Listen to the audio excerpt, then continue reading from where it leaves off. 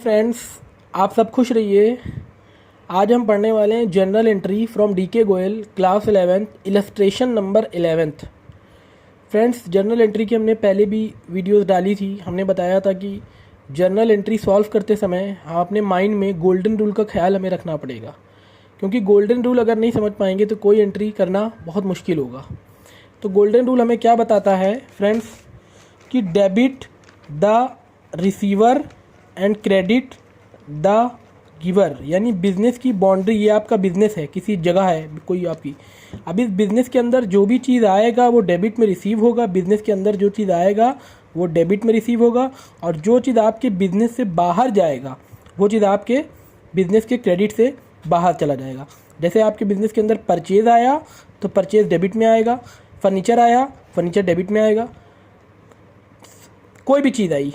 और इसी तरह बिज़नेस के बाहर जो चीज़ जाएगा, पैसा गया, सैलरी गई, तो वो चीज़ बिज़नेस के क्रेडिट से बाहर चला जाएगा। तो फ्रेंड्स, ये चीज़ आपको रखना है। आप देखिए, जैसे यहाँ पे क्वेश्चन इलस्ट्रेशन नंबर 11 का 2018 paid into bank for 25,000 opening a current account. Friends, अब देखिए, अगर आप सपोज दैट कोई अकाउंट खुलवाते हैं, अपना खुद का पर्सनल अकाउंट, तो आप अपना करेंट अकाउंट, बिज़नेस का करेंट अकाउंट हमेशा बिज़नेस का ही खुलता है। हम लोग सेविंग अकाउंट खुलवाते हैं, और जो बिजनेसमैन होते हैं उनके लिए करेंट अकाउंट कहलाता है। करेंट अकाउंट सिर्फ बिजनेसमैन वालों के लिए। तो अब जैसे कोई भी बिजनेस अपना करेंट अकाउंट खुलाता है, तो करेंट अकाउंट ओपन करते समय वो 25,000 रुपीज़ उसमें यानी डिपॉजिट करता है, यानी जमा करता है। तो आप उसकी एंट्री क्या दिखाएंगे? Bank account to cash account. कैसे फ्रेंड्स? क्योंकि जब वो अपने बैंक अकाउंट को ओपन करवाया तो उसने डिपॉजिट किया पैसा, यानी 10,000 रुपये उसका बिजनेस से कम हुआ, तो क्रेडिट हमारा 25,000 चला गया। और वो पैसा जो उसने डिपॉजिट कराया वो आया कहाँ पे? वो उसी के अकाउंट के अंदर आया, उसी के बैंक में ही आया, खुद के उसके अकाउंट में आया। तो bank account to cash account. Friends, समझ गए भाई? वो अपना 25,000 rupees open a current account खुलवाया, और उसने क्या किया? 25,000 रुपये डिपॉजिट किया, मतलब जमा किया। तो जब वो पैसा दिया तो बिज़नेस का 25,000 रुपये कम हुआ, लेकिन वो वापस डेबिट यानी उसके अकाउंट में आ गया। तो bank account 25,000 to cash account 25,000, और नरेशन लिख देंगे कि कैश डिपॉजिट इनटू बैंक, और डेट डाल देंगे 2018 मार्च 1। अब फ्रेंड देखिए, नेक्स्ट एंट्री क्या है? मार्च 5 को उसने गुड्स परचेज किया 10,000 and payment made by cheque के थ्रू, पैसा दिया उसने। तो देखिए फ्रेंड्स, एंट्री क्या होगी भाई? उसने परचेज किया, डेबिट द रिसीवर, यानी उसके बिजनेस के अंदर क्या चीज़ आया? रिसीव क्या किया उसने बिजनेस में? परचेज, यानी सामान आया उसके बिजनेस के अंदर। कितने का? 10,000 का। बदले में क्या दिया उसने? पैसा दिया। कैश के फॉर्म में नहीं दिया, बल्कि बैंक यानी चेक के फॉर्म में दिया। तो जब चेक के फॉर्म में पैसा जाता है तो उसका कैश कम नहीं होगा, तब उसका क्या होगा? बैंक अकाउंट कम होगा, यानी बैंक में से पैसा, जैसे आपने किसी को 10 रुपये कैश दिया तो कैश कम होगा, और 10 रुपये पेटीएम के थ्रू दिया तो आपका बैंक से कम होगा। तो यहाँ पे भी वही चीज़ हुआ।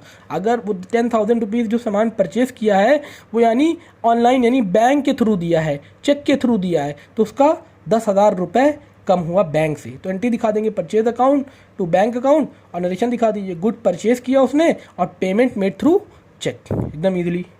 अब देखिए friends, next entry, cash sales 24,000, out of this payment 23,000 deposited into bank. समझ गए friends? Cash sales 4,000 40,000, out of this amount 30,000 deposit into bank. Friends देखिए, यहाँ पे उसने कैश सेल्स किया, ये रुपीज़ का साइन, इसको आप काट दीजिए, नहीं कंफ्यूज होंगे। उसने कैश सेल्स किया कितने का फ्रेंड्स? 40,000 रुपये का, और जिसमें से उसको 30,000 वो बैंक में डिपॉजिट हुआ। जैसे फ्रेंड्स, आप हैं, आपने किसी को 40,000 रुपीज़ का कोई सामान सोल्ड किया, तो जो बंदा आपसे सामान ले गया वो क्या करेगा?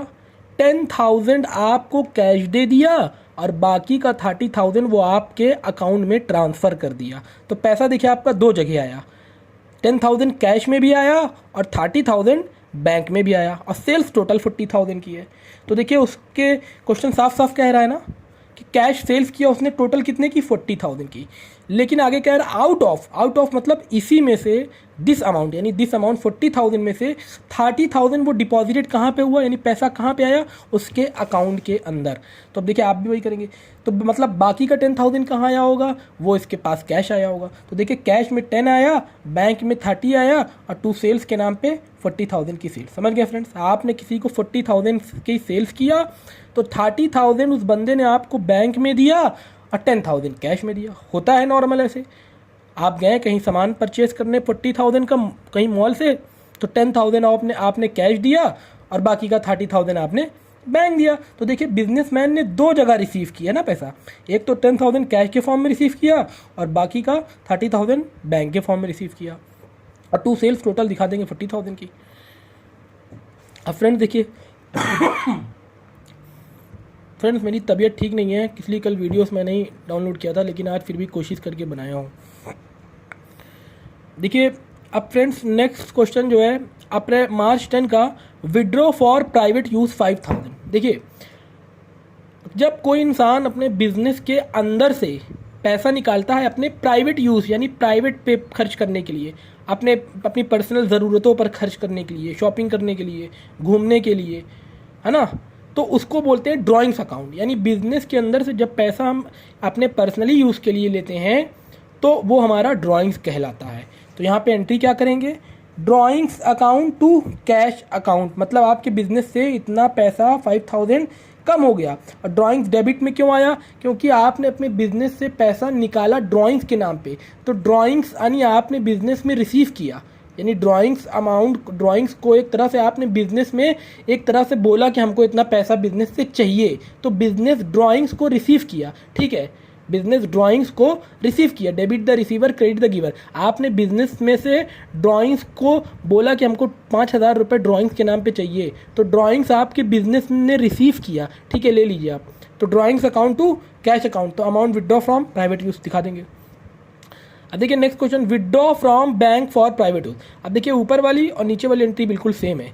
ऊपर में ड्राइंग्स आपने बिजनेस से निकाला था कैश के फॉर्म में, और नीचे जो ड्राइंग्स आपने निकाला था वो बैंक के फॉर्म में। तो देखिए एंट्री में कोई दिक्कत, यहाँ पे ड्राइंग्स आपने निकाला कैश के फॉर्म में और यहाँ पे ड्राइंग्स आपने निकाला बैंक के फॉर्म में। तो जो ड्राइंग्स कैश के फॉर्म में निकाला वो कैश के फॉर्म में कम हुई, और जो ड्राइंग्स बैंक के फॉर्म में निकाला वो बैंक के फॉर्म में कम हुई। यानी इसका मतलब ये हुआ कि जो ड्राइंग्स आपने पैसा कैश लिया, कैश कम हुआ बिजनेस से, और जिस ड्राइंग्स के नाम पे आपने अकाउंट से पैसा लिया वो बैंक कम हुआ। फ्रेंड्स समझ गए? तो फ्रेंड्स आज ये एंट्री इतनी यहीं पे करते हैं, बाकी नेक्स्ट जो है आपको हम आगे फिर बताएंगे फ्रेंड्स। Okay friends.